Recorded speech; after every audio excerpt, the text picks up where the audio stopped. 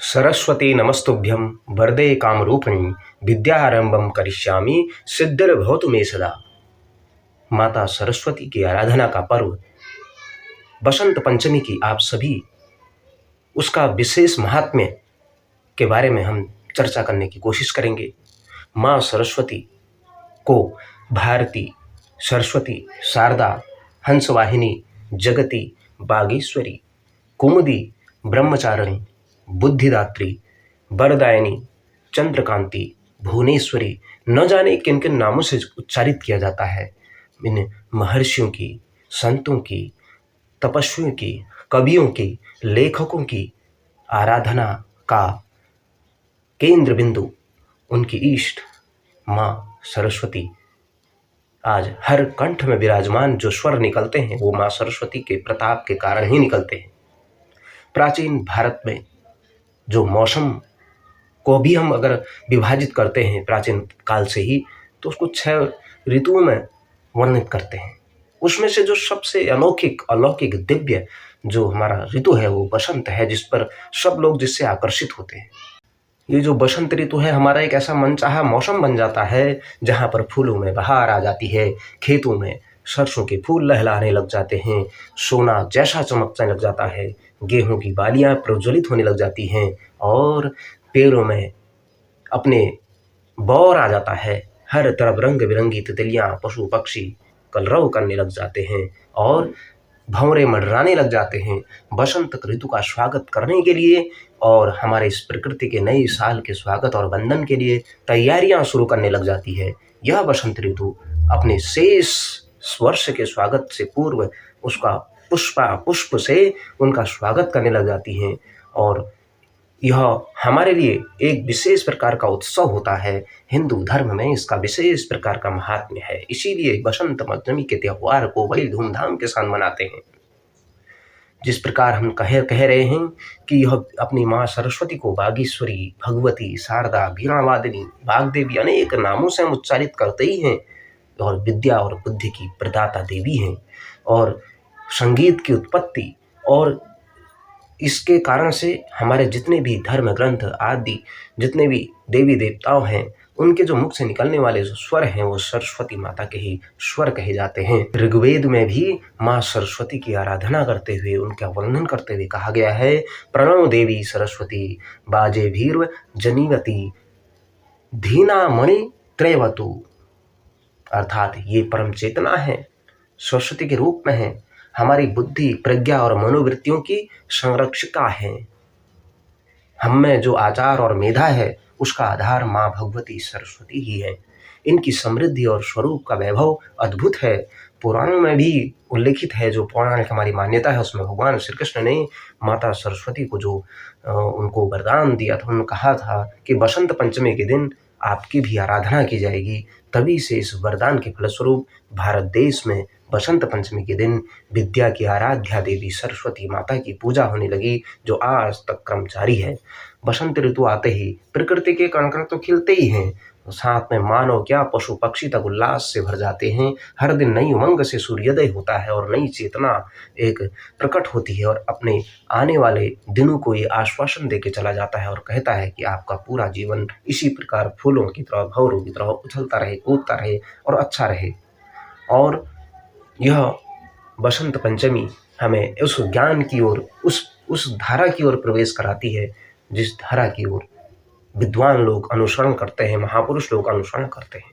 बसंत पंचमी के दिन जिस प्रकार से हमारे कवि, लेखक, साहित्यकार, शिक्षा जगत के लोग पूजा अर्चना करते हैं, जैसे दीपावली के आसपास भाई खातों और उनके खातों की पूजा होती है, अपने अस्त्र शस्त्रों की पूजा होती है, उसी प्रकार इस दिन अपने कलम, लेखनी और साहित्यों की पूजा करते हैं। और यह बसंत पंचमी ऐतिहासिक भी के आधार पर भी हमको गौरवान्वित करता है। यह हमें पृथ्वीराज चौहान की याद दिलाता है, जिन्होंने विदेशी हमलावर मोहम्मद गौरी को 16 बार पराजित किया था और उदारता दिखाते हुए हर बार उन्हें जीवित छोड़ दिया। लेकिन जब 17वीं बार वे उन्हें धोखे से ले गए तो मोहम्मद गौरी ने उन्हें नहीं छोड़ा। वह उन्हें अपने साथ अफगानिस्तान ले गया और वहाँ उनकी आंखें फोड़ दी। उसके बाद उस घटना ने तो जगत प्रसिद्ध तो है ही, मोहम्मद गौरी ने मृत्यु दंड देने से पूर्व शब्दवेदी बाण का कमाल देखना चाहा। उन्होंने कहा कि इनको देखते हैं ये शब्दवेदी बाण कैसा चलाते हैं, क्योंकि पृथ्वीराज चौहान एक ऐसे महायोद्धा थे जो शब्दवेदी बाण की विद्या को जानते थे। और उस समय उनके साथी कवि चंद्रवरदाई भी थे, और उन्होंने उनके परामर्श से गौरी के उस स्थान पर बैठकर उस तवे पर चोट मारकर संकेत किया था। तभी चंद्रवरदाई ने पृथ्वीराज को जो संदेश दिया था, 4 बांस 24 गज अंगुल अष्ट प्रमाण, ता ऊपर सुल्तान है मत चूको चौहान। पृथ्वीराज चौहान ने इस बार बिल्कुल भूल नहीं की, और उन्होंने उस तवे पर हुई चोट से चंद्रवरदाई के संकेत का अनुमान लगाकर जो बाण मारा वो सीधा सीधा मोहम्मद गौरी के सीने में जा धंसा। उसके बाद चंद्रवरदाई और पृथ्वीराज चौहान ने एक दूसरे के उसमें पेट में छुरा भोंक कर अपना आत्म बलिदान कर दिया। और यह दिन था बसंत पंचमी का दिन। तो यह हमारे लिए बहुत बड़ा यादगार है ऐतिहासिक इस स्थलों में भी, और आगे भी हम इसके बहुत सारे और भी ऐतिहासिक कारनामे हुए हैं जिसको देख करके आप आश्चर्यचकित हो जाएंगे। बसंत पंचमी के दिन ही गुरु गोविंद सिंह जी का भी विवाह हुआ था।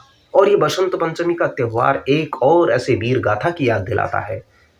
यह है लाहौर निवासी वीर हकीकत राय।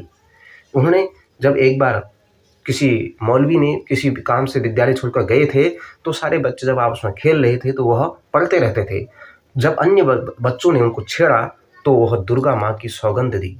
तब मुस्लिम बालकों ने दुर्गा माँ की खूब हंसी उड़ाई। उन्होंने कहा मुझे आप पढ़ने दीजिए, मेरे को छेड़िए मत। तो मुस्लिम बालकों ने उन्हें दुर्गा माँ की बहुत हंसी उड़ाई। हकीकत में जो वीर हकीकत राय ने कहा कि यदि मैं तुम्हारी बीबी फातिमा के बारे में कुछ कहूँ तो तुम्हें कैसा लगेगा। यानी फातिमा माँ को वो अपनी उनको मानते हैं। फिर क्या था, मुल्ला जी के आते ही उन पर उस सभी शरारती छात्रों ने शिकायत कर दी और इस पर बीबी फातिमा को गाली दे दी। उन्होंने झूठा बोल दिया। फिर तो बात चलते हुए काजी तक जा पहुंची, और मुस्लिम शासन में वही निर्णय सर्वोच्च होता है जिसकी वह अपेक्षा थी। आदेश हो गया कि वीर हकीकत राय या तो मुसलमान बन जाए या उसे मृत्यु दंड दिया जाए, अन्यथा उसको हकीकत ने यह स्वीकार नहीं किया। परिणामतः उसे तलवार के घाट पर उतारने का फरमान जारी हो गया। कहते हैं उसके भोले मुख को देखकर जल्लाद के हाथ से एक बार तलवार तक गिर गई थी। हकीकत ने तलवार उसके हाथ में दी और कहा, जब मैं बच्चा होकर अपने धर्म का पालन कर रहा हूँ तो तुम बड़े होकर अपने धर्म से विमुख क्यों हो रहे हो। इस पर जल्लाद ने दिल मजबूत कर तलवार चला दी और उस वीर का शीश धरती पर वहीं गिरा। और यह घटना भी बसंत पंचमी के ही दिन थी। बसंत पंचमी हमें उन राम सिंह कोका जैसे अमर बलिदानी की याद दिलाता है, और उनके साथ साथ जो अनसठ बलिदान हुए थे उनकी भी याद दिलाता है। क्यों? क्योंकि उन्होंने गौ रक्षा के लिए जो और नारी शक्ति के लिए जो उत्थान के कार्य किए, वह लुधियाना के भैनी गांव में जन्मे थे। उनका जो बलिदान था वह आपको रोंगटे खड़े कर देगा। उनसे कह दिया था कि या तो आप मुसलमान बन जाएं, अन्यथा आपको उड़ा दिया जाएगा। एक एक करके सबको तोप के सामने उड़ा दिया गया। उन राम सिंह कोका के उन अमर बलिदानियों की याद दिलाता है।